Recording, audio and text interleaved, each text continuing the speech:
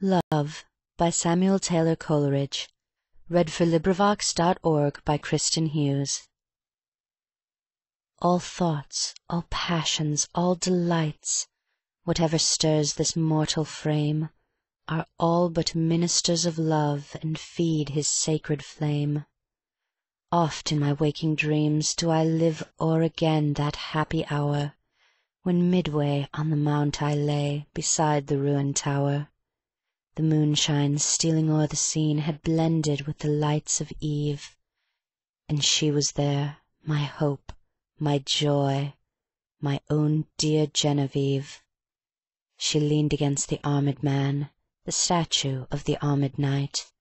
She stood and listened to my lay amid the lingering light. Few sorrows hath she of her own, my hope, my joy, my Genevieve. She loves me best whene'er I sing the songs that make her grieve. I played a soft and doleful air, I sang an old and moving story, an old rude song that suited well that ruin wild and hoary.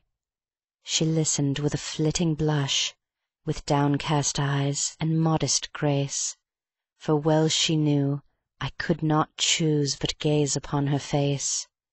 I told her of the knight that wore upon his shield a burning brand, and that for 10 long years he wooed the lady of the land.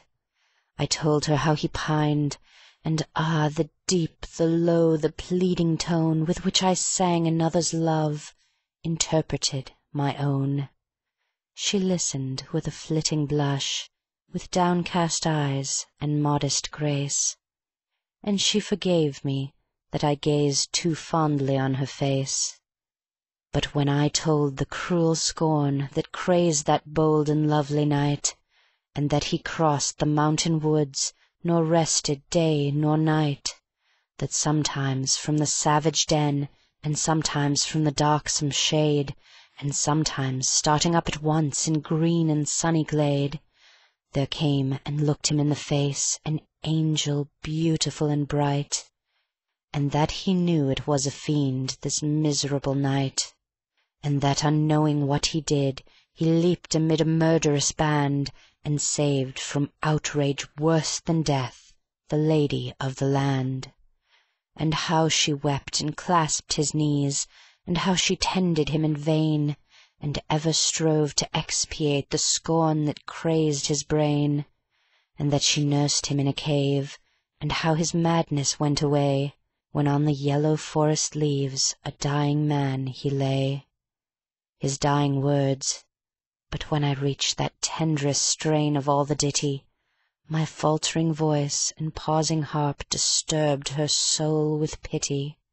All impulses of soul and sense had thrilled my guileless Genevieve, the music and the doleful tale, the rich and balmy eve. And hopes and fears that kindle hope, an undistinguishable throng, and gentle wishes long subdued, subdued and cherished long. She wept with pity and delight, she blushed with love and virgin shame, and like the murmur of a dream I heard her breathe my name. Her bosom heaved, she stepped aside, as conscious of my look she stepped. Then suddenly, with timorous eye, she fled to me and wept.